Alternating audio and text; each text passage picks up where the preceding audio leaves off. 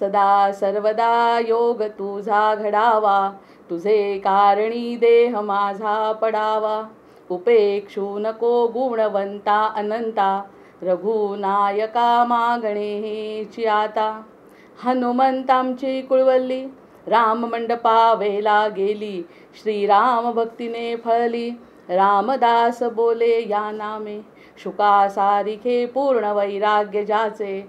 वसिष्ठा परिज्ञान योगेश्वराचे, कवी वाल्मिका सारिखा मान्य ऐसा. नमस्कार माझा सद्गुरु रामदासा, जयाचा जगी जन्म नामार्थ झाला. जयाने सदा वासनामात केला, जयाच्या मुखी सर्वदा नाम कीर्ती. नमस्कार त्या ब्रह्मचैतन्य मूर्ती. नेत्राने गुरुराजमूर्ती आपुली, मी जे धवा पाहिली.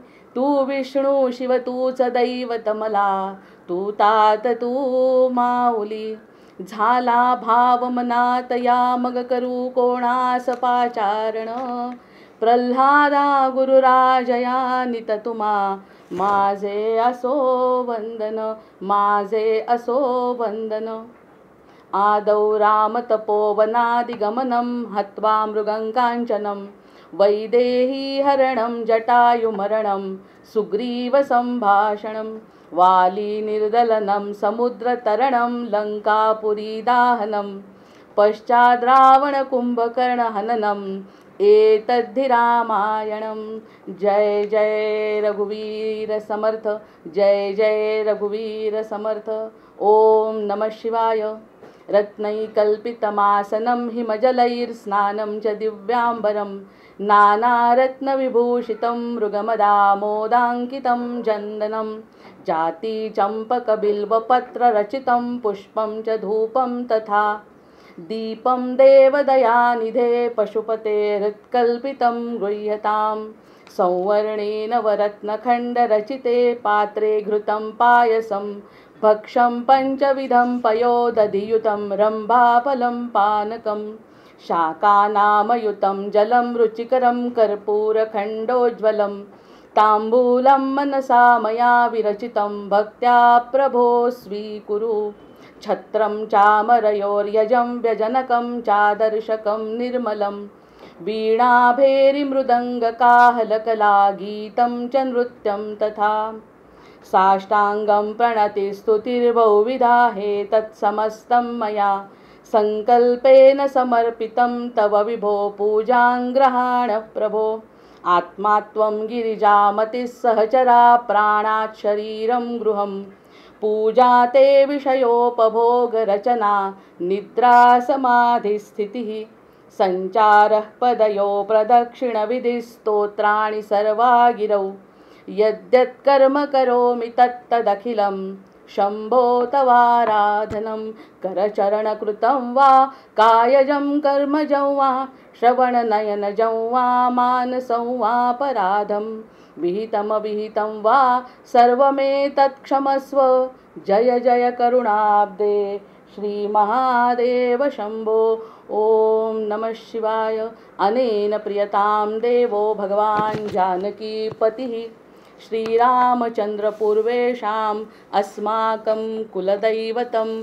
श्रोता वक्ता श्रीराम समर्थ. जय जय रघुवीर समर्थ, जय जय रघुवीर समर्थ. आपल्या श्रीराम मंत्रांना जेव्हा आपण सुरुवात करतो त्या दिवशी गोंदवलेकर महाराजांचं प्रवचनाची एक ओळ आपल्याला अतिशय मार्गदर्शक ठरते. अगदी असं वाटतं की त्यासाठी लिहिले आहे की काय, भगवंतावर अकारण प्रेम करावं. आता हे मंत्र करत असताना हा प्रश्नच मिटतो. मग मंत्र म्हणायचे आहेत का? कारण गोंदवलेकर महाराज म्हणतात की भगवंतावर अकारण प्रेम करा, कारण नकोय प्रेम करायसाठी. ही त्यांचं एक महावाक्य आज आपण घेतोय, फक्त महावाक्य. बाकी आपल्याला मंत्रांचं विवरण करायचं आहे. त्यामुळे आजच्या त्यांच्या वाक्यावर जर विचार केला तर खरंच निरूपणाची गरज आहे का? फक्त आनंद घेण्यासाठी आपण निरूपण किंवा मनन श्रवण चिंतन करायचं आहे. प्रत्यक्षामध्ये याचं जर निजिध्यासन झालं तर जसं आपले सद्गुरू सांगतात की भगवंतावर अकारण प्रेम करा. कारण ठेवायचंच नाही मनामध्ये की का मी प्रेम करतोय, भगवंतावर प्रेम करा. आणि शेवटची ओळ त्यांची अशी आहे, परमार्थ हा लोकांना उपदेश करण्यासाठी नाही. यावरती तर माझा अगदी 100% विश्वास बसलाय. परमार्थ हा लोकांना उपदेश करण्यासाठी नाही. उपदेश करताना जर आनंद मिळत असेल तर तो परमार्थ नाही. महाराज म्हणतायत की परमार्थ हा लोकांना उपदेश करण्यासाठी नाही, तर तो निव्वळ स्वतःसाठी आहे. जय जय रघुवीर समर्थ. हा जो परमार्थ आहे, हे जे देणं घेणं चाललंय, आपला व्यवहार चाललाय, आपण म्हणतो की पायांनी चालतोय ती प्रदक्षिणा आहे, खातोय तो प्रसाद आहे, अशा सगळ्या गोष्टींमध्ये जर आपल्याला शंकरांची उपासना, त्यांची शिवमानस पूजा, त्यानंतर राम शिवमानस पूजा आणि महाराजांचं महावाक्य आपल्यासोबत आहे, त्यामुळे आपल्या बुद्धीला सुबुद्धीमध्ये बदलवण्याचं सामर्थ्य या सगळ्या गोष्टींमध्ये आहे. म्हणजे हा परमार्थ लोकांना उपदेश करण्यासाठी नाही, हे जरी एखाद्या माणसांनी ठरवलं तरीही स्वतःचा म्हणजे निजस्वार्थ जो आहे तो साधला जाईल, यात शंका नाही असं महाराज म्हणतात. त्यामुळे 2 वाक्यांनी सुरुवात करतोय महावाक्यांनी, की भगवंतावर अकारण प्रेम करा. आपण कारणाने प्रेम करतो आणि तिथे चुकतो. कोणतं तरी कारण घ्यायचं आणि त्या कारणाने भगवंतावर प्रेम करायचं. माझं हे काम झालं आणि नाही झालं, ह्या गोष्टींवर जर भगवंतावरचं प्रेम असेल तर तो प्रेम नाही. आणि दुसरी गोष्ट, परमार्थ जर इतरांना सांगण्यासाठी आहे फक्त, की ती बडबड नको ठरायला, ती पोपटपंची नको ठरायला. जो व्यक्ती बोलतोय, जे व्यक्ती श्रवण करतोय, त्या सगळ्यांना त्या गोष्टीची अनुभूती आली तर ती गोष्ट पूजा आहे. मग तो निव्वळ स्वतःसाठी आहे. म्हणजे आत्मपरीक्षणासाठी हा जो विषय आहे तो फक्त आत्मपरीक्षणासाठी आहे. पण दुसरा भाग आहे त्यात, जो आत्मपरीक्षण करतो, जो त्या मंत्रांचा किंवा त्या महावाक्यांचा श्रवण करतो, त्याच्या देहबोलीत फरक पडला पाहिजे. त्याच्या देहबोलीत, वागण्यात, बोलण्यात, सगळ्या गोष्टींमध्ये जर फरक पडला तर ती त्याची प्रचिती आहे. आणि समर्थ म्हणतात, प्रत्येक वेळी समर्थसुद्धा असंच म्हणतात की विज्ञानाची जर तुम्ही कास धरली नवीन काळामध्ये, तर विज्ञानाला जसं आपल्याला सिद्धता लागते तशी ही सिद्धता आहे. जर एखादा माणूस चिडचिड करत असेल, क्रोधी असेल आणि त्याच्यामध्ये लोभ मोह जर सगळं भरलेलं असेल आणि तो जर निरूपण करत असेल किंवा पारायण करत असेल, तर त्याची किंमत आता कलियुगात तरी शून्य आहे. कलियुगामध्ये ही किंमत शून्य आहे, कारण प्रत्येकाचं आपला स्वतःचा स्वार्थ साधणं हे अंतिम ध्येय आहे. त्यामुळे महाराजांचं वाक्य सुरुवातीला तर रामायणाच्या ओव्या आहेत, त्यानंतर आपलं शिवमानस पूजा आहे, त्यानंतर महाराजांचं एक बोधवचन आपल्याला रोज सापडतं. आणि सापडतं म्हणजे बघतो तो दिवस आपला असल्यामुळे त्या बोधवचनांच्या साह्याने आपण आपल्या श्रीराम मंत्रांना सुरुवात करू. आज असं आहे, आजचं वैशिष्ट्य असं आहे की 10, 11, 12, 13, 14 आणि 15 या सगळ्या ओव्यांचं विवरण एकत्र घेतलं तरी चालणार आहे. एकेका शब्दांचा अर्थ तर मी श्लोकामध्ये आपण बोलतोच आहे, शब्दांचा अर्थ, पण त्याचा जर मतितार्थ काढायचा असेल तर आपल्याला एकत्र विवेचन करता येईल. असे आपले 10व्यापासूनचे श्लोक आहे. आपले 9 पर्यंत झाले. 9 पर्यंत जे श्लोक झाले, हरे राम हा मंत्र सोपा जपा रे, जय जय रघुवीर समर्थ.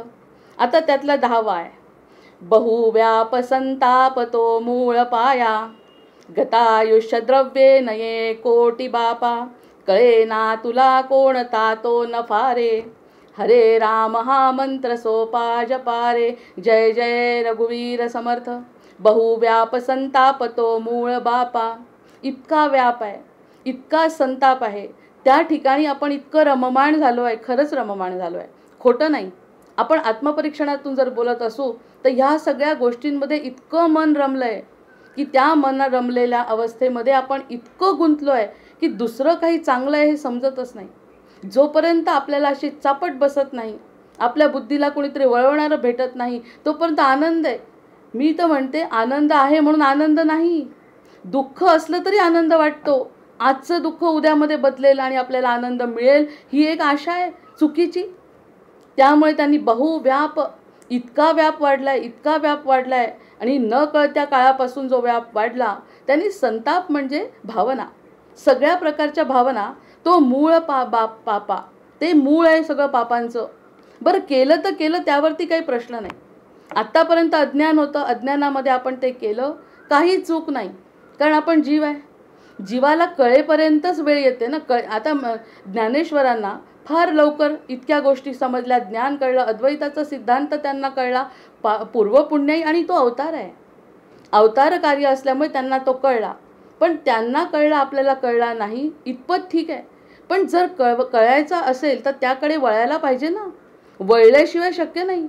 त्यांना लवकर कळलं, आपल्याला कळलं नाही म्हणून कधीच कळू नये अशी शक्यता नाही. कळू शकतं, कोणत्याही क्षणी कळू शकतं. फक्त समर्थ म्हणतायत बहुव्याप संताप तो मूळ बापा. आपला जो संताप आहे म्हणजे आपला त्याच्यामध्ये जे आपलं त्याच्यामध्ये बघणं आहे, त्याच्यामध्ये आनंद घेणं आहे. दुःखात सुद्धा आनंद घेतो माणूस, की आजचं दुःख जरी असलं तरी उद्या यामधून सुख मिळणार आहे. ह्या खोट्या आणि भ्रामक कल्पनेमध्ये दुःखाचाही आनंदच घेतो म्हणावं लागेल. म्हणजे आयुष्य त्याच्या पायी निघून चाललं. काळावर कुणाचं नियंत्रण आहे. म्हणून आपण शंकर आणि राम एकत्र घेतोय आणि वरतून महाराजांचा आशीर्वाद. हे सगळं एकत्र घेऊन अगदी असं पक्क बांधून ठेवायचं आहे आपल्या मनाला. आपल्या मनाला पक्क बांधून, जसं बैलाला मुसक्या बांधतात तसं बांधायचं आहे आपल्या मनाला आणि इकडे तिकडे वळूच द्यायचं नाही. असं जर केलं तर मग बहुव्याप संताप तो मूळ बापा ह्याचा अर्थ कळेल. बापा म्हणत असताना किती प्रेमळ होत आहेत समर्थ. प्रेमळपणे सांगतात आहे, अरे बाबा किती वेळा सांगायचं, कसं सांगायचं, कशाला आनंद घेतो, तो खरा नाही रे, आज मिळतो उद्या मिळणार नाही आहे. म्हणजे हे शब्दार्थ झाला. आपण सगळ्या 15 याचा अर्थांचा आपण एकत्र अन्वयार्थ पण घेऊ शेवटी. कारण 10 ते 15 श्लोक अतिशय सारखे मला वाटले. गतायुष्य द्रव्य नये कोटी बापा. मागच्या जन्मीचं गतायुष्यातलं द्रव्य काही कामाला येत नाही. दुसऱ्या परदेशात जायचं असेल आपल्याला तरी ते तिकीट जर आपलं चालत नाही, जर पैसा आपला चालत नाही, मग हे कसं चालेल. दुसऱ्या परलोकात जायचं आहे आपल्याला आणि जायचं आहे हे तर निश्चित आहे.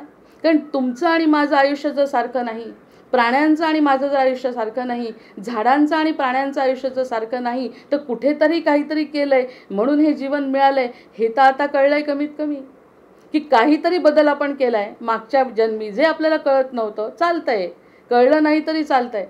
आपले सद्गुरू आहेत ना पाठीशी. जे कळलं नाही त्याला सोडून द्या. आता तरी निदान बहुव्याप संताप तो मूळ पापा. इतकं पाप, आता हे पाप काय, आता आपण जे करतोय ते पाप नाही. आपण भगवंताकडे दुर्लक्ष करतो हे पाप आहे. आपण भगवंताकडे दुर्लक्ष करतो हे पाप आहे. आता ही जी मानसपूजा आहे शिवाची, ती शिवाची मानसपूजा काय आज कळली का आपल्याला? आत्ता कळली का? सगळ्यांना माहिती आहे. पण ती मानसपूजा करून त्याची फलश्रुती काय हे कळल्यावर माणूस त्याकडे पुन्हा पुन्हा म्हणायला पाहतो. अरे सोमवार दिसला म्हणा, शंकर दिसले म्हणा, राम दिसला म्हणा. कशासाठी म्हणा? कारण आम्हाला त्या मानसपूजेचं आणि राममंत्रांचं महत्त्व पटलं आहे. दुसरीकडे बघायचंच नाही आहे. मग हे गतायुष्य द्रव्य कामात येणार नाही, पण हे कामात येईल. आता कामात येईल, पुढचं पण सोडून देऊ. पुढे काय होणार आहे माझ्या जीवाचं, माझ्या देहाचं काय होणार आहे आपल्याला कळलं. एका निरूपणामध्ये आपण बोललो की पंचमहाभूतांमध्ये विलीन होणार आहे. त्याच्यामुळे याचा प्रश्न मिटला देहाचा. आता प्रश्न राहिला आता आपल्या जीवाचा. तर त्या जीवाला आता कळायला लागलं, पुढचं सोडून द्या. त्या जीवाचं काय होईल, नरक आणि स्वर्ग आपल्याला काही कल्पना नाही. कोणीही स्वर्गात गेलेला व्यक्ती सांगणार नाही की माझं असं अतिशय उत्तम चाललं आहे, किंवा नरकातला माणूस ओरडून सांगू शकणार नाही की मी नरक वासना भोगतोय. त्यामुळे तो विषय सोडलाच. जरी कारण आपण विज्ञानाचे विद्यार्थी आहोत त्यामुळे तो विषय सोडला. पण जर देवाचं नाव घेतल्याने माझ्या वृत्तीमध्ये आत्ताच बदल झाला तर तो स्वर्ग नाही का?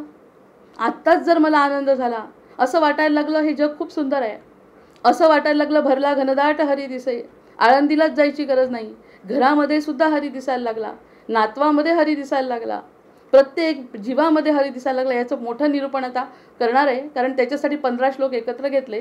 असं जर बदल झाला तर हा स्वर्ग नाही का? प्रत्यक्ष स्वर्गात जाऊन स्वर्ग सुख घेण्यापेक्षा स्वर्गात जे सुख आहे ते मी मनाने भोगू शकते ना. एवढी ताकद भगवंतांनी आपल्याला दिली आहे. फक्त ती समज पाहिजे. म्हणून बापा म्हणून आपल्याकडे खेचतायत की आता तुला जे आत्तापर्यंत केलं अतिशय उत्तम केलं. तुझ्या प्रारब्धाप्रमाणे तुला सगळं भोगता आलं, आनंदसुद्धा भोगला आहे, दुःखसुद्धा भोगत असताना तुला समजलं नाही म्हणून फक्त प्रश्न आहे आता पाप काय आहे? पाप हे आहे की इतकं सगळं आम्ही शाश्वत सुखाकडे नेण्याचा आम्ही प्रयत्न करतोय, त्याकडे तरी किमान वळ. आता तरी वळ. वेळ कोणतीही एक क्षण, देवाच्या दारामध्ये बसलेला एक क्षण आपल्याला तारून नेणार आहे. जास्त वेळ करायची कारण त्या क्षणामध्ये भगवंत आपल्याला पकडून घेतात. आणि तो क्षण जर मनापासून तिथे बसलो तर भगवंतांनी जर आपल्याला पकडलं, आपल्या हृदयामध्ये जर स्थान त्यांचं असेल तर आपण दुसरीकडे बघणार नाही ना. मग एक क्षणच आहे तो. त्या एका क्षणानेच सगळं, एक विचार, एक सकारात्मक विचार आणि एक नकारात्मक विचार आपलं जीवन बदलवतो. मग हा जो सकारात्मक विचार आहे, स्वर्ग आणि नरक हा भवनात सोडल्या तरी सुद्धा आजचा माझा आनंद जर टिकत असेल, कशानेच काही फरक पडत नसेल, काहीही हो तिकडे काही फरक पडत नसेल, माझी एखादी संधी हुकली तरी फरक पडत नसेल, कुणी बोललं मला तरी फरक पडत नसेल, तर तो स्वर्ग नाही तर काय, कारण माझ्या वाटण्यावरच माझं जीवन आहे ना. मला वाटतच नाही कशाबद्दल काही, कोणी काही म्हणो.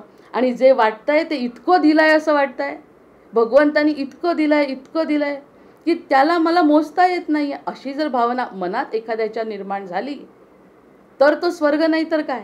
मग कशाला नरक यातना. नरकायाच्या यातनाही मला जर जीवाला भोगावा लागेल, आदिदैविक आदिभौतिक तापांनी जर मला आल्या, त्यासुद्धा जर मला वाटल्याच नाही तर. असं सज्जनांनी केलं आहे. गुडघेदुखीचा त्रास असून सुद्धा आणि कोणकोणते शरीराचे रोग असून सुद्धा ह्यांना वाटलंच नाही. हाच तर महत्त्वाचा फरक आहे. मला हे सांगायचं आहे, याच्यातून आपल्याला वाटलं तरच ते दुःख आहे, आपल्याला वाटलं तरच ते सुख आहे. त्यामुळे ते सुख आणि दुःख मला वाटतच नाही संसारातलं काही.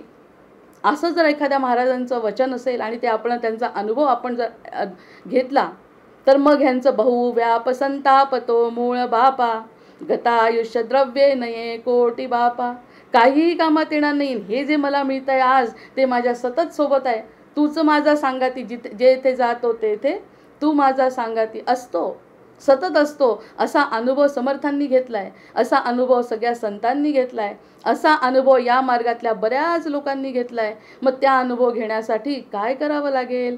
समर्थ म्हणतात, हरे राम हा मंत्र सोपा जपारे, जय जय रघुवीर समर्थ.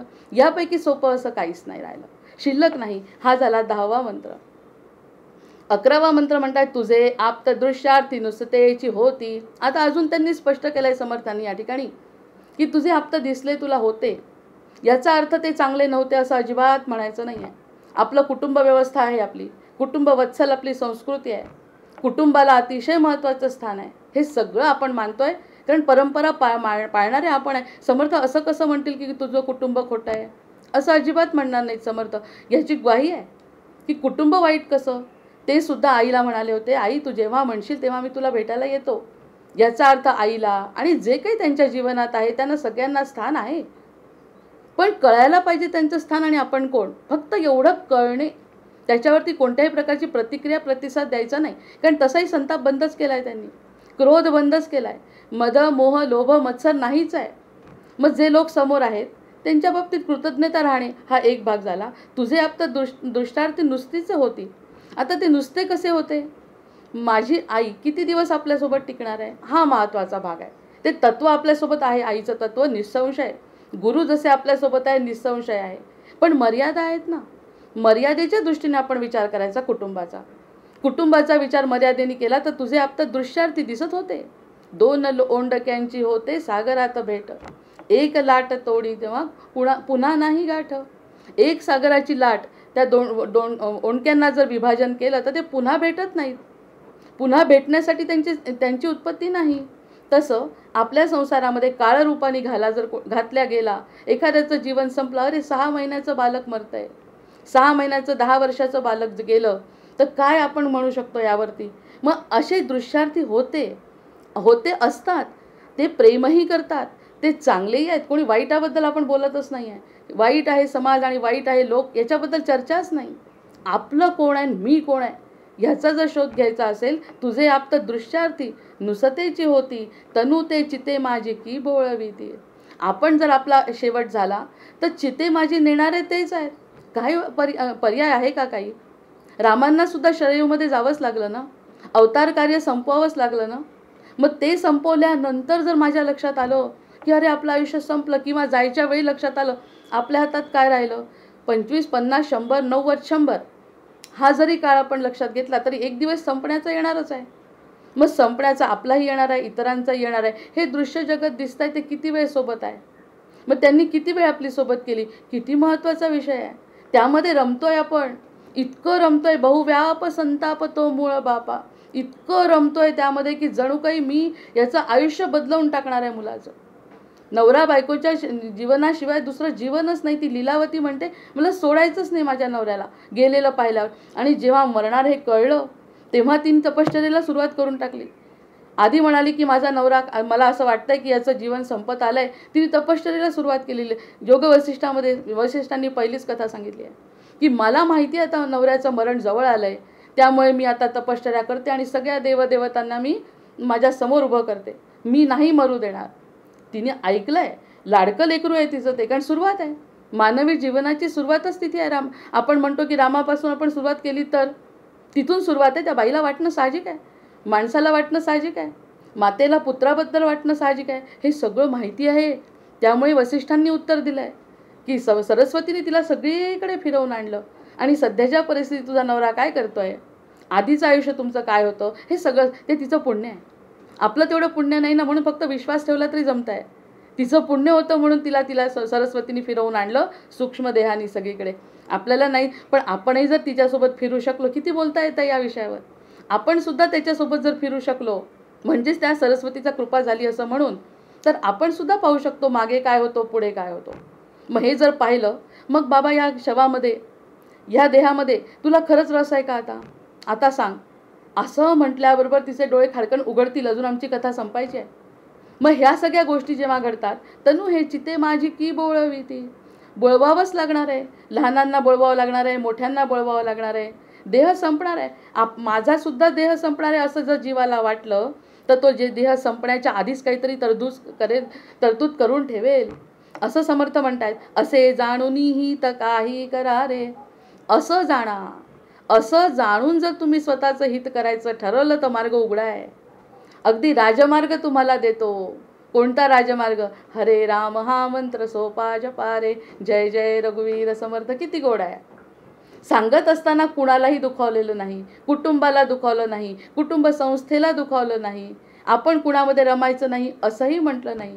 प्रत्यक्ष आपली अवस्था काय आहे, आपण कोण आहोत याचा जर शोध घेतला, आपण कुणाला पुरत नाही आणि आपल्याला कुणी पुरत नाही. शेवटी जायचं एकटं आहे, एकटं जायचं आहे आणि तरीसुद्धा तुमची काही शिदोरी तुमच्यासोबत नाही असं चालेल. आणि तुम्हाला देण्यासाठी समर्थांसारखे सद्गुरू, समर्थांसारखे अनेक सद्गुरू सज्जन आपल्यासमोर उभे आहेत.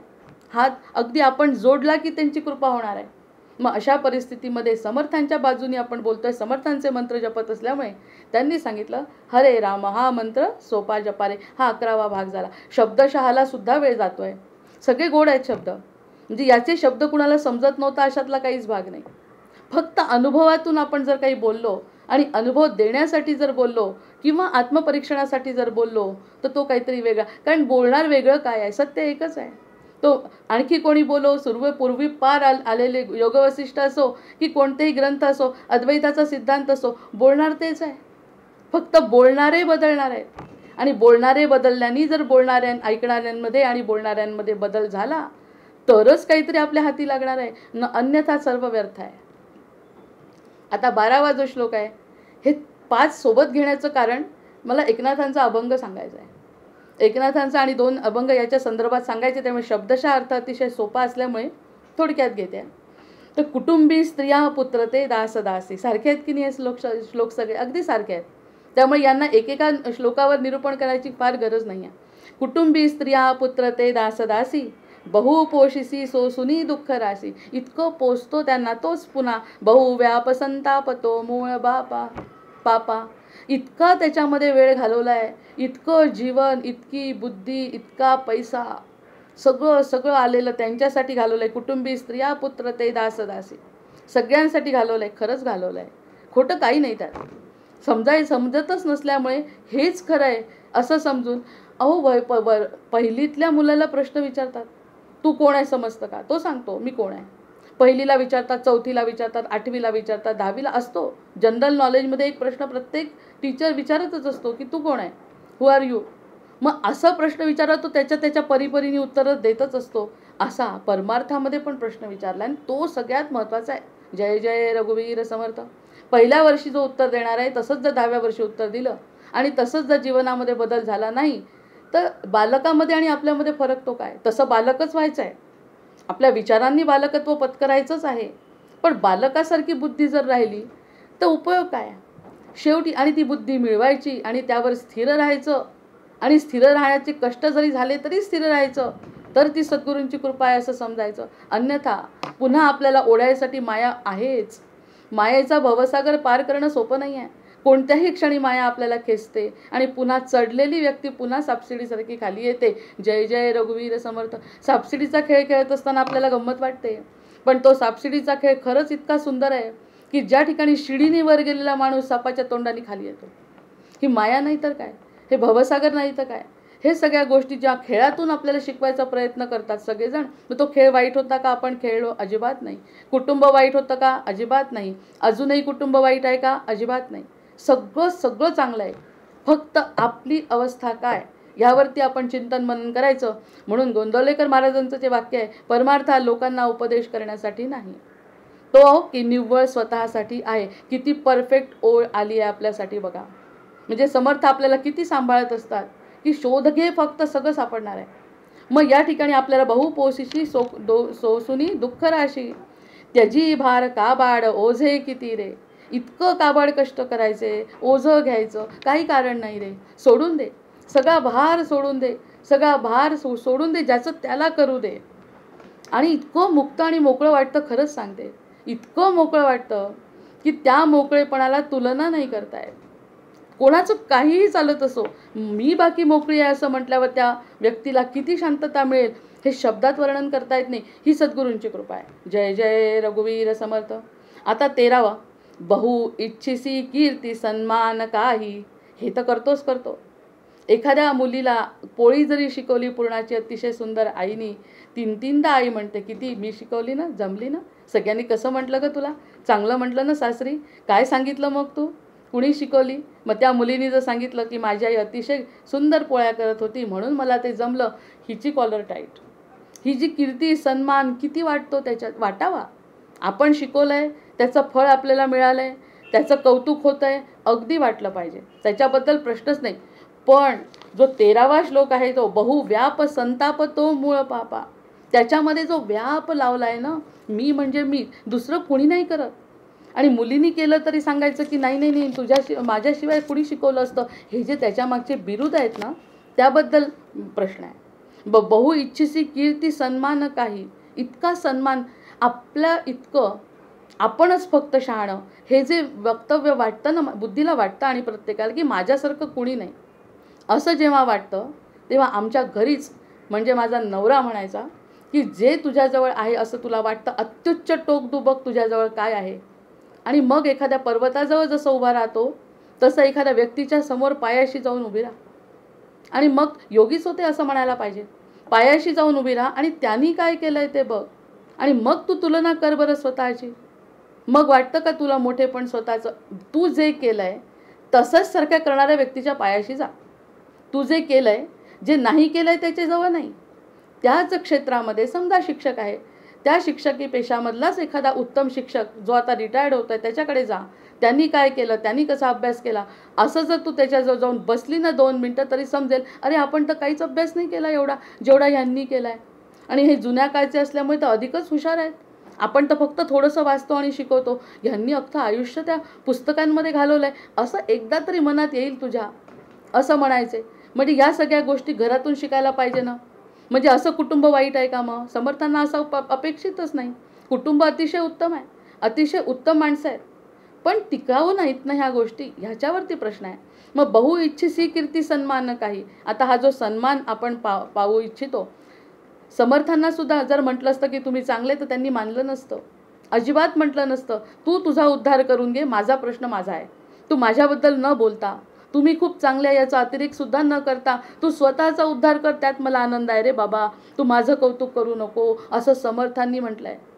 माझ्या कौतुकापेक्षा, म्हणजे आपण कौतुकही अतिच करतो आणि रागही अतिच करतो. आपण आपली स्वतःची भूमिका ठेवावी. ते साठे डॉक्टर आहेत ना, ते सारखं असंच म्हणतात की बाकीच्यांचं कौतुकसुद्धा इतकं अतिरेकाने कौतुक करतो आपण त्याच्या मागे लागलो की मग स्वतःचं अस्तित्वसुद्धा शिल्लक ठेवत नाही, इतकं त्याचं कौतुक. पण त्याच्या कौतुकापुढे आपण स्वतःचं काय भलं करतो हे पाहतो का, असं साठेसुद्धा म्हणाले. मग या सगळ्या गोष्टींमध्ये आपल्याला असं वाटतं, खरंच या गोष्टीत रस घेण्याचं काही कारण आहे का? नाही आहे. मग बहु इच्छिसी कीर्ती सन्मान काही, सुखाचा तुला अंतरी वेश नाही. हे सगळं करतोय पण सुखात सुख नाही. एखादा अर्घ्य देताना फोटो टाकतोय आजकाल की मी पाण्याला अर्घ्य देतोय, आणि प्रत्यक्षात त्याचं लक्ष फक्त फोटोपुरतं मर्यादित आहे. ते अर्घ्य सूर्याला पोचेल का? त्या पाण्यामध्ये पाय सोडले, एखाद्या आईला नमस्कार केला समजा, उदाहरण अगदी सोपं, पाणी तरी अपेक्षा नाही करत कोणाकडून काही, ते त्याचं कार्य करतंय. आईला अगदी काही समजतंय स्पष्ट, ही जी व्यक्ती मला नमस्कार करते ना, तिच्या मनामध्ये भाव नाही आहे. आपणही आपला फुकाचा आशीर्वाद देतोय जो खरा होणार नाही, आणि तीही असाच नमस्कार करते, समजत नाही. मनापासून जे कष्ट करतात, मनापासून जे प्रेम करतात ते समजत नाही, जे निरपेक्ष आहेत ते समजत नाही. मग सुखाचा तुला अंतरिवेश नाही, काही आतमध्ये सुख नाही आहे, आतमध्ये सुखाचा, समाधानाचा, आनंदाचा काही अंशही नाही आहे. आणि दाखवतोय असा की मी सुखी आहे. किती दिवस टिकणार आहे हे नाटक? किती दिवस हे नाटक टिकणार? बरं, लोकांना वाटेलही तू सुखी आहे, पण तुला कुठे समाधान मिळत आहे त्यापासून? स्वतःचा विचार कर. स्वतःच्या विचारांसाठीच तर हे सगळं आहे. परमार्थ हा लोकांना उपदेश करण्यासाठी नसून तो निव्वळ स्वतःसाठी आहे. असं जर तुम्ही विचार, हा सुद्धा माझा सल्ला नाही, ही माझी बोलण्याची पद्धत आहे.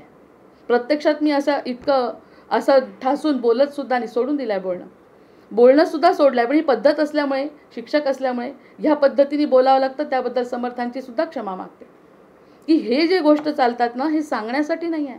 अनुभव घेतला. 8 दिवस तरी निदान सुखी राहून बघा. अंतर्बाह्य सुखी राहून पाहायचा प्रयत्न करायचा की अंतर्बाह्य सुखी आहे. कधी मौन करायचं, कधी उपास करायचा, कधी जास्त बोलायचं, कधी कमी बोलायचं, कधी अभ्यास करायचा, कधी करायचा नाही. काय करायचं ते करायचं, पण स्वतःसाठी 8 दिवस जगायचं. नंतर फुकाचे मुखी नाम ते का न ये रे. मग एवढं सगळं असताना फुकाचं नाव का येत नाही तोंडात? जर तू सुखी दाखवतोय, जर तू समाधानी दाखवतोय, तर फुकाचं जे नाव आहे, हे फुकट घेण्याचं नाव जे आहे ते तुझ्या मुखी का येत नाही? हरे राम हा मंत्र सोपा जपा रे, जय जय रघुवीर समर्थ. बघा, सगळे श्लोक यावेळेस सारखे आले आहेत. रवी सूत ते दूत विक्राळ येती. आता शेवट आलेला आहे, येऊ शकतो. आता थोडे स्टर्न झालेत, कडक झालेत समर्थ. आणि ते म्हणतात रवी सूत ते दूत विक्राळ येती. अक्राळ विक्राळ रूप. शेवटच्या क्षणी म्हणे दुःख होतं, माणसाला खूप त्रास होतो. जातानाच्या वेदना इतक्या होतात म्हणे, विंचू टोचल्यासारख्या वेदना. जायचं नसतं, कारण मन या संसारामध्ये रमलं आहे, संसारात रमलं आहे. संसार मायाधीशाबद्दल नाही त्याला अजून आकर्षण काही. इतकं संसारात रमलं आहे की मुलगा सुटतो, आई सुटते, वडील सुटतो, संसार सुटतो. हे सगळे विचार डंखतात त्याच्या शरीराला, त्या मनाला वेदना होतात. असा तो आले विक्राळ दूत ते. अशी कल्पना करायला काय हरकत आहे? आले. आपल्याला वाटतं येतच नाही, आपण अमर आहे, अमरपट्टा घेतलाय असं वाटतं. पण एक क्षण, कोणताही क्षण आजकाल तर येऊ शकतो की ज्या ठिकाणी रवी सुत ते दूत विक्राळ, आणि प्रत्येकावरती वेळ येते. तुझ्या लिंग देहासी ओढोनी नेती. तुझा हा जो देह आहे त्याला ओढून नेतील, म्हणजे देहाच्या सोबत जीव जाणारच आहे. पण लिंग देहाला सोडत असताना तुला ज्या यातना होतील, हात गळून पडला, नाडी चालत नाही आहे, अशी अवस्था. जेव्हा समजतं आहे की आपले एक एक चक्र कमी होत आहेत, आपल्या एक एक शक्ती कमी होते आहे, तेव्हाच्या यातना म्हणतात लोक. पुष्कळांनी यावरती प्रश्न विचारले होते लोकांना की जाताना भयंकर यातना होतात. ज्याचं मन या संसारामध्ये अडकलंय त्याला म्हणे भयंकर आपल्याला चुकीचं काही बोलायचं नाही, दुःखाचं काही बोलायचं नाही, उदासीन काही बोलायचं नाही. पण सत्य हे आहे की त्याला यातना होतात.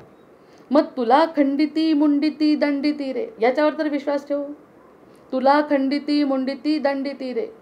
तुला खंडन करतील, मुंडन करतील, दंड देतील रे बाबा तुला जाताना. भीष्मांना तर प्रत्यक्ष दिसलाच आहे किती दंड. फक्त भीष्मांचं एक उदाहरण नाही, आपल्याला सुद्धा खूप यातना होतात. एखादी गोष्ट मरण तर सोडा, एखादी गोष्ट आम्हाला मिळणार नाही म्हटल्याबरोबर यातना सुरू.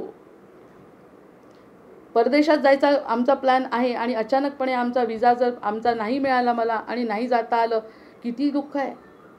रामांना नसेल दुःख झालं वनवास मिळाल्यावर? नुसतं राज्य नाही सोडायचं आहे, वनवासात जायचं आहे. मग असे आमचे रामचंद्र समोर असताना आपल्याला खंडन मुंडन दंडन केल्यावरती किती त्रास होईल. पण रामचंद्र पुढे आहेत, समर्थ पुढे आहेत, सद्गुरू पुढे आहेत. ते म्हणतात हरे राम हा मंत्र सोपा जपा रे. कशाचा त्रास होणार नाही याची गॅरंटी घेतो. अगदी तुम्हाला स्पष्ट सांगतो की तुम्हाला कशाचाही त्रास होणार नाही, कारण तुमची मती मला समर्पित केली आहे ना.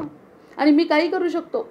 मुख्य गोष्ट म्हणजे मी काही करू शकतो जे तुमचे आईवडील नाही करू शकत, जे तुमचा नवरा करू शकत नाही, जे तुमचा मुलगा करू शकत नाही. सगळे प्रेम करणारे आहेत तुमच्यावर.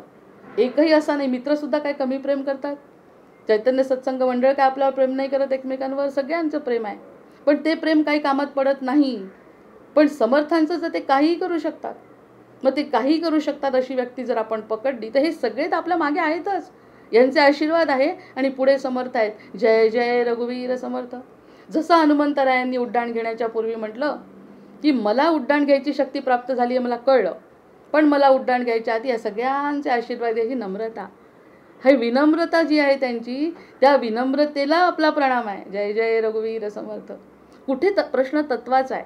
सुरुवातीपासून विचारांची दिशा जेव्हा मी ठरवली तेव्हा मी असं म्हणायचे की मी फक्त प्रश्न तत्वाचा आहे, बाकी कशाचाच नाही आहे, सत्याचा पण नाही, तत्वाचा प्रश्न आहे. तत्व काय आहे या ठिकाणी कळलेलं. हनुमंत सगळ्यांचा आशीर्वाद घेऊन मग उड्डाण. सगळी माझी पात्रता असताना मागे तरी वळून बघतो का आपण? आपली सर्व दृष्टीने पात्रता असताना अतिशय हुशार, उत्तम, बुद्धिवान, पैसेवाला सगळी व्यक्ती असा मागे कशाला वळेल? तो तोंडापुरता म्हणेलही कदाचित की तुम्ही मला आशीर्वाद द्या, पण तो अंतरस्थ शांत असतो. तो म्हणतो माझ्यावरती विश्वास आहे. इथेच तर काम बिघडत आहे. काम सगळं बिघडतं इथे. हरे राम हा मंत्र सोपा जपारे. हे 4ही श्लोक माझ्या दृष्टीने मी आज जेव्हा सुरुवात करायच्या आधी वाचले तर अगदी सारखे वाटले मला. आता 15वा श्लोक म्हणते आणि मग नंतर आपल्या थोडंसं अभंगाकडे वळते. नको विषयी फारसा मस्त होऊ, नको विषयी. आता सांगतात समर्थ, तुला सगळी कल्पना दिली. आता कशाची कल्पना दिली? संसार कसा आहे, तू कसा आहे, तो कसा आहे, हा कसा आहे, सगळं सांगितलं मी तुला. आणि वाईट कोणी नाही सांगितलं. आणि समर्थांचं वैशिष्ट्य हे आहे की त्यांनी कोणी वाईट आहे असं म्हटलेलं नाही, सगळं चांगलं आहे. आपली माया मीच निर्माण केली आहे, शक्ती माझीच आहे, माया ही माझीच शक्ती आहे, त्याच्यामुळे कुणीही वाईट नाही आहे. पण नको विषयी फारसा मस्त हो. मस्त नको हो, विषयामध्ये रमला ठीक आहे, अतिशय उत्तम, कारण माझीच ती लीला आहे. तुला जो मुलगा झाला अतिशय सुंदर, त्या माझ्याच कृपेने झाला आहे. त्याचे पापपुण्याचा हिशोब बरोबर झाला आणि तुझ्या पदरी तो मुलगा पडला, तुझ्या पदरी ते आईवडील पडले, तू इतरांच्या पदरी पडली, सगळी माझी कृपा. तर माझ्याशिवाय काय पान हलतंय? पण इतकं रमायचं त्यात की अगदी मलाच विसरून जायचं, ज्यांनी दिलं त्यालाच विसरून जायचं. हे नाही चालणार. चालणार नाही म्हणजे कशासाठी? आत्मकल्याणासाठी नाही चालणार. तसं तर चालतच आहे. आता आपला जन्मानुजन्म ते चालतच आहे, त्याला कोण अडवत आहे? पण समर्थांच्या जर हाताखाली आपण आलो तर ह्या गोष्टींना आता प्राधान्य नाही. नको विषयी फारसा तूर मोरे मस्त होऊ, नको मान दंभामध्ये चित्त गोऊ. मान नको, दंभ नको, अहंकार नको करू रे. त्या ठिकाणी जी तुझ्याजवळ ती गोष्ट दिली आहे ती कुणी दिली ते बघ, आणि त्यातला जो एक्सपर्ट आहे की त्यातला जो मोठा आहे त्याच्याकडे जाऊन बघ, मग समजेल तुझ्याकडे अजून खूप शिकण्यासारखं आहे. दंभ नको करू, अभिमान नको करू, मान नको करू. आजकाल तर असं देहबोलीमध्ये लोक एकमेकांचे ओढले जातात. आकर्षणाचा सिद्धांत आहे हा, की जो जितका साधा तितका तो ओढतो सगळ्यांना, इतरांना आपल्याकडे. सगळ्यांना समजलं आहे दंभ, मान, प्रसिद्धी काय आहे. साधेपणामध्ये सौंदर्य आहे. आणि आपण तर रामांचं चिंतन करतोय. रामांसारखे साधे कोणी नाही. राम म्हणजे धर्म, राम म्हणजे साधेपणा. हे सगळ्या गुण रामांमध्ये असल्यामुळे आपण साधं असलं पाहिजे. मग नको मान दंभामध्ये चित्त गोऊ, नको भस्म लावू जठाभार कारे. भस्म लावू नको. भस्म लावू नको याचा अर्थ आपण असा काढायचा की भस्म लावायचं नाही, अजिबात नाही. भस्म लावायचं, पण दाखवण्यासाठी नाही लावायचं. आज जर मला कोणती उपासना करायची आहे, भस्म लावायचं आहे सगळीकडे, माणसांची जी उपासना आहे त्याप्रमाणे सगळे उपचार करायचे आणि पूजेला आणि याला बसायचं, साधनेला मिळणार आहे. पण भस्म लावून बाहेर फिरायचं. आता आपण बघतो ना, आता ही जी वृत्ती वाढलेली आहे की जे काही करायचं ते सगळं फोटोसाठी आणि इतरांसाठी, तो नाटक या क्षेत्रात चालणार नाही. नको भस्म लावू जटाभार कारे. जटांचा भार हे डोक्यावर आहे.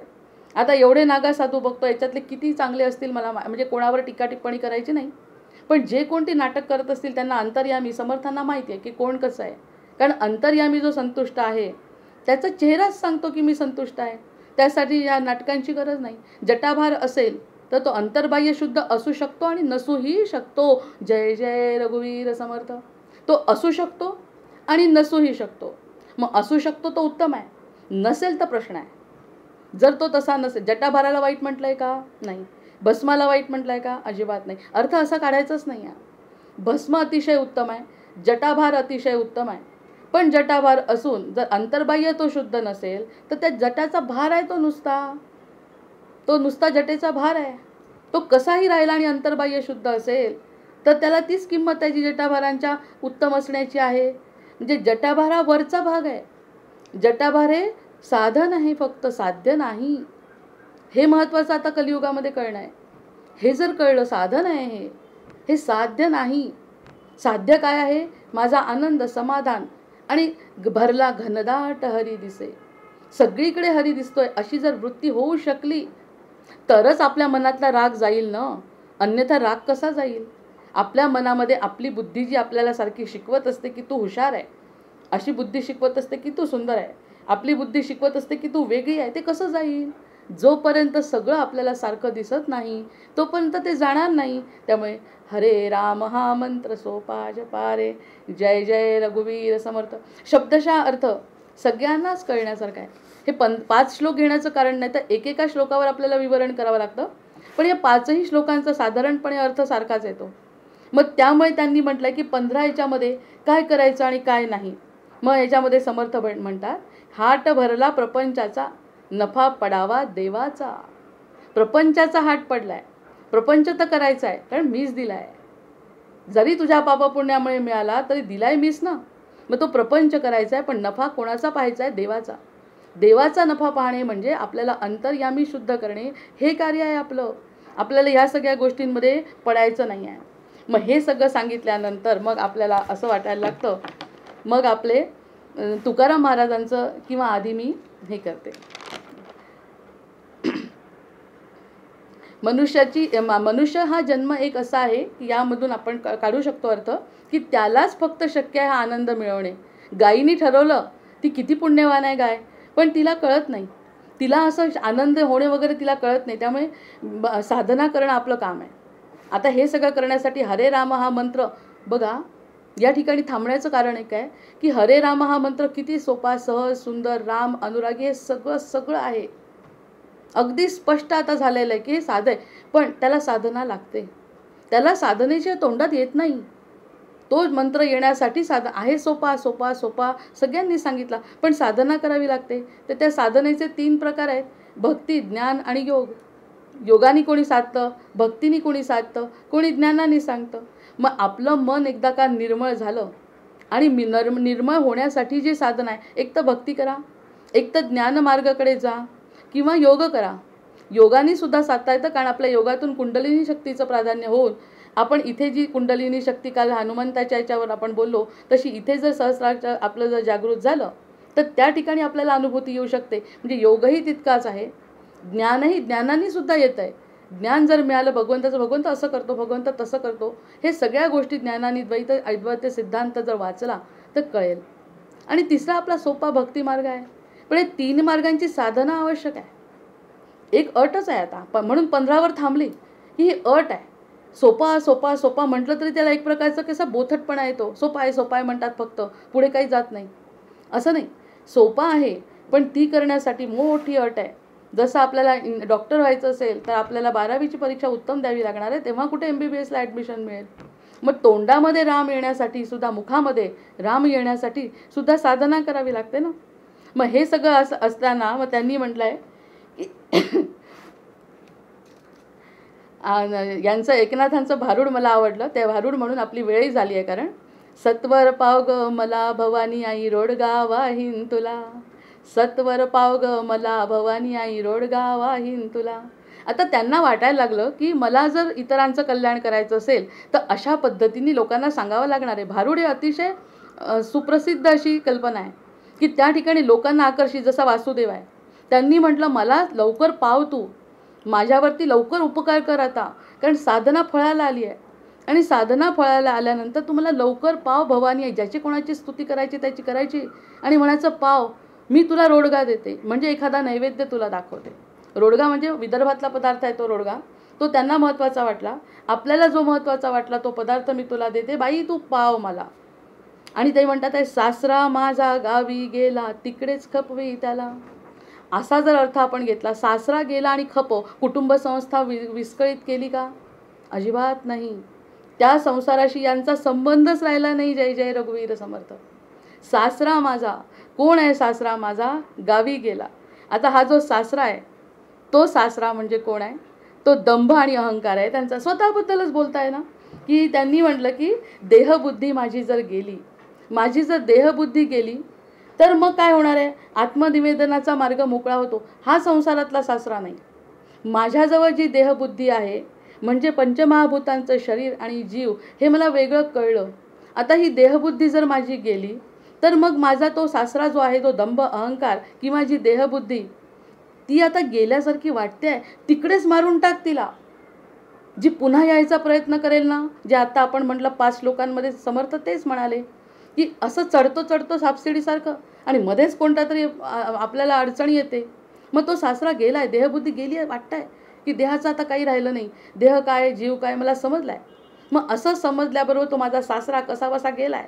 ही देहबुद्धी जर गेली आहे ना, तर तिला आत्मनिवेदनाचा मार्ग माझा थोडा मोकळा झाल्यासारखा वाटतोय. ही साधन आहे. असा वाटतोय तिकडेच मारून टाक तिला.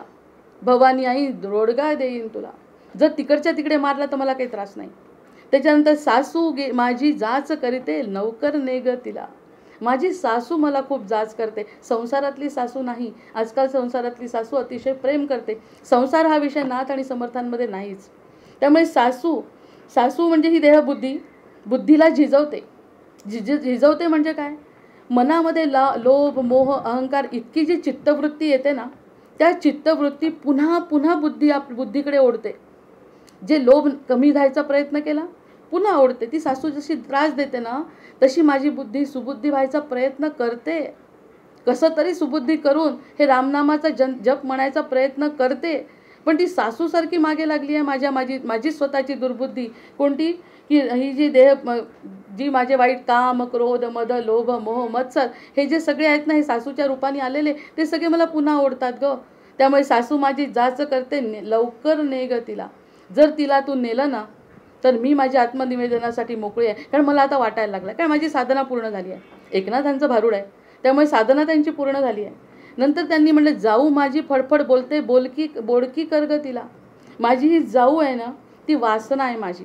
माझ्या मनातल्या वासना ज्या काय आहेत त्या फटकळपणे बोलतात आणि म्हणतात हे चुकलं नाही तुझं, बरोबर आहे. बुद्धीला माझ्या पटवतात. तिचा जो नवरा आहे ना, तो काम आहे. समर्थांच्या मला घाई होते आहे थोडीशी, कारण आपले 5 श्लोक झाले. तर त्या ठिकाणी तिचा जो नवरा वासनेचा नवरा आहे काम म्हणजे ही इच्छा. तिचा जो नवरा आहे ना, त्या कामाला जर मारलं ना तरच मी मोकळी होईन ना. त्यामुळे माझ्या जावेचा जो नवरा काम आहे त्याला तू मारून टाक, तिकडेच्या तिकडे मारून टाक आणि माझ्या जावेला बोडकी कर. माझी जाऊ बोडकी झाली, ती सोळी झाली की मी मोकळी झाली. मला कसं मोकळं होता येईल त्याच्याशिवाय? कारण ही जाऊ फार त्रास देते. काय आहे ती जाऊ म्हणजे? जाऊ म्हणजे वासना, आणि वासनेचा नवरा आहे काम, आणि तो माझा धीर. त्या धीराला मारून टाक. आता एकनाथांचं भारूड असल्यामुळे बाकीच्या संसारांचे जे गट आहेत ना, ते गट त्यांनी घेतले की जाऊ त्रास देते, नणंद कशी त्रास देते, सासू कशी त्रास देते, सासरा कसा त्रास देतो, या सगळ्या गोष्टी आल्यात. पण ह्या संसाराशी संबंध नाही. आत्मपरीक्षण चाललं आहे आपलं आत्मपरीक्षण असल्यामुळे ह्या फक्त आपल्या संबंधातल्या गोष्टी. तिला बोडकी कर. जाऊ माझी फडफड बोलते बोडकी कर ग तिला. भवानी माय रोडगा वाहीन तुला. नंतर म्हणते नंडेचं कार्ट किरकिर करतं. खरं मरण काय म्हणताय त्याला, मरण येऊ दे त्याला. नंदेचं कार्ट किरकिर करतं, मरण येऊ दे त्याला. आता ही वासना जी आशा मनीषा ही नणंद आहे ना, आशा आणि मनीषा आपल्याला चांगलं वाटतं संसारामध्ये की असं काहीतरी चांगलं घडतंय, तर लागलीच मोह मनामध्ये निर्माण होतो. हे तिचं पोरग आहे आणि ते सारखं किरकिर करतं. म्हणजे मोहानी किरकिर केली की मोह मनामध्ये आला तर आपण पुन्हा त्याच्याकडे वळतो की नाही. मग हे सगळं वळायला नको असेल तर जी नणंद आहे, नंदेचं कार्ट किरकिर करतं, मरण येऊ दे त्याला. भवानी माय रोडगा वाईन तुला. आणि मग नंतर आहे दादला माझा आहुती देईन मोकळी कर ग मला. दादला मारुनी आहुती देईन मोकळी कर ग मला. आता या ठिकाणी दादला म्हणजे संकल्पाचा भाऊ. संकल्प आणि विकल्प आपण ठरवलं ना आज की मंत्र म्हणायचे, पण लागलीच विकल्प येतो ना मनात. मग हा लागलीच आलेला विकल्प माझ्या नवऱ्यालाच मारून टाक. जे संकल्प आणि विकल्प जे मनामध्ये येतात ना, त्यालाच खतम करून टाक माझ्या जीवनातून. संकल्प आलाय ना, तो संकल्पासारखाच मी वागली पाहिजे. माझी जी सुबुद्धी मला संकल्पापर्यंत नेते आहे ना, त्या संकल्पापर्यंत मला जाऊ दे. आणि जो मध्ये माझा नवरा येतोय ना विकल्प, जो माझा नवरा सोबतच असतो, संकल्पाच्या सोबत विकल्प असतो, तो विकल्प आला ना तर मी पुन्हा संकल्पापर्यंत जाऊ शकत नाही ग.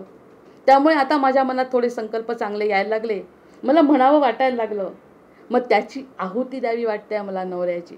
त्याला आहुती देऊन इकडे चितेमध्ये जाळणं वेगळं, नवऱ्याला जाळणं, मरण होणं, देहाचं मरण होणं ते सगळं वेगळं. या विकल्पाची आहुती देते मी तुला, आणि अशी आहुती देण्यासाठी तू मला मदत कर. अशी जेव्हा 15व्या श्लोकानंतर जर आपण प्रार्थना केली तर ती भवानी माय रोडगा वाहीन तुला, अशी जर प्रार्थना माझी. म्हणून एका जनार्दनी सगळे जाऊ दे, एकटीच राहू दे मला, भवानी माय रोडगा वाहीन तुला. मला एकटंच राहू दे म्हणे. याच्यावर किती मोठं 1 तासाचं निरूपण होऊ शकतं आहे खरं म्हणजे. पण आपल्याला घाई असल्यामुळे आपण हा शेवटचा जो आहे ना तो थोडक्यात घेतला. कदाचित जमलं तर याचं विवेचन आपले प्रत्येक मनातमध्ये होऊ शकतं.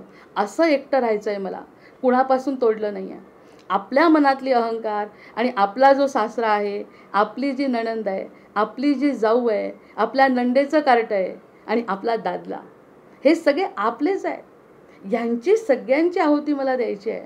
आणि देण्यासाठी जी इच्छा आहे ना माझी, ती सुरुवात झाली आहे आता. कारण 15 श्लोक झालेले आहे.